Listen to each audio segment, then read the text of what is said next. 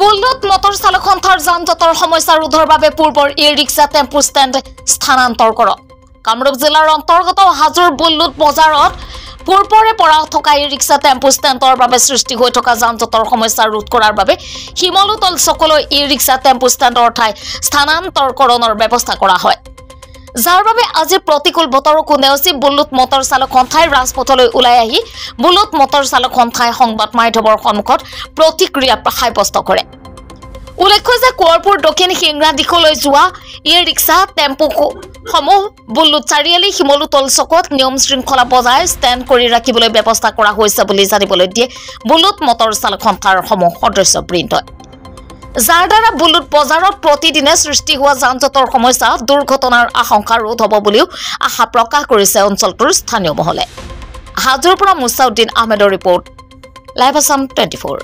আমাৰ যেটো বুল্লুত আপোনাৰ মেইন চকত যেটো ষ্টেণ্ড আছিল, পুৰণা ষ্টেণ্ড আছিল, সেই ষ্টেণ্ডৰ পৰা আমাৰ যান বাহন বহুত ভিৰ হয় কাৰণে, গাড়ী মটৰ বহুত ভিৰ হয় কাৰণে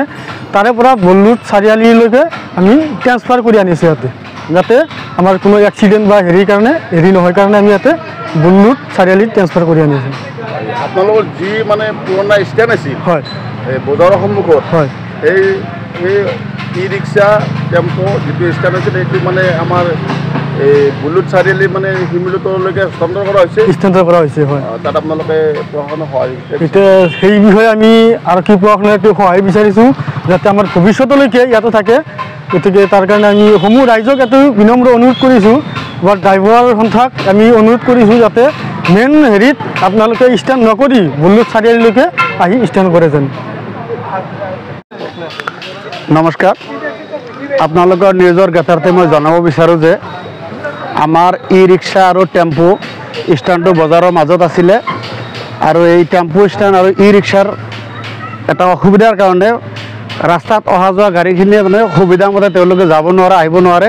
মানে যিকোনো মুহূৰ্তত তাতে ভিৰ বা জাম হৈ যায়। সেই বস্তুটোৰ ওপৰত আমি দৃষ্টিপাত কৰি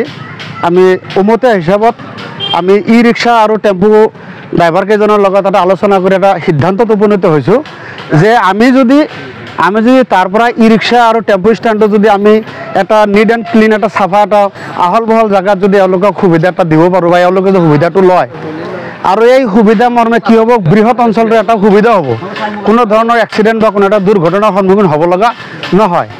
আৰু সেই কথাটোৰ ওপৰত আমি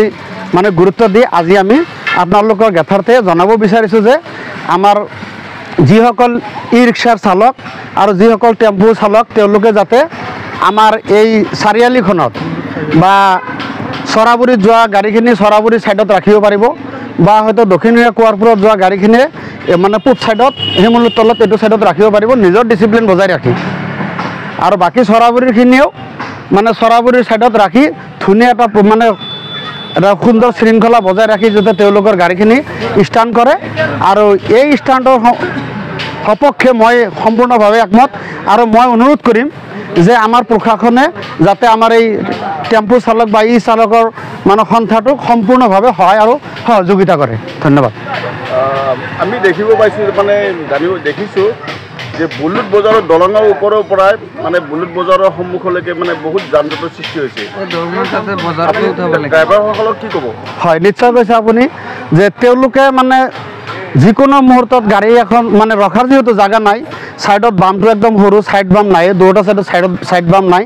তাৰোপৰি কি কৰে মেইন ৰাস্তাৰ ওপৰতে তেওঁলোকে কি কৰে বিভিন্ন ধৰণৰ দোকান পোহাৰ লগাই থৈ দিয়ে, আৰু যাৰ কাৰণে গাড়ীখিনি শুদ্ধভাৱে ৰাখিব নোৱাৰে, আৰু বহুত ধৰণৰ তাতে এক্সিডেণ্টো হৈছে বা দুৰ্ঘটনাও হৈছে। গতিকে মই সেইকাৰণে সকলোকে মই ই-ৰিক্সা চালক আৰু টেম্পু চালকক মই অনুৰোধ কৰিম তেওঁলোকে যাতে মেইন ৰাস্তাত তেওঁলোকে গাড়ীটো ৰাখি মানে যাতায়াতৰ মানে মেইন ৰাস্তাৰ মেইন গাড়ীখিনিক যাতে নলবাৰীৰ পৰা গুৱাহাটী অভিমুখে অহা গাড়ীখিনি বা গুৱাহাটীৰ পৰা নলবাৰীলৈ যোৱা অভিমুখে গাড়ীখিনি যাতে কোনো ধৰণৰ অসুবিধাৰ সন্মুখীন নহয় বা কোনো ধৰণৰ দুৰ্ঘটনাৰ সন্মুখীন হ'ব লগা নহয়, তাৰ কাৰণে মই তেখেতসকলক মই আপোনালোকৰ ক্ষেত্ৰতে আকৌ মই ক'ব বিচাৰিছোঁ যে তেওঁলোকে যাতে সুস্থ এটা পৰিৱেশ লৈ তেওঁলোকৰ গাড়ীখিনি শিমলুতল চাৰিআলিত যাতে ষ্টাৰ্ট কৰে।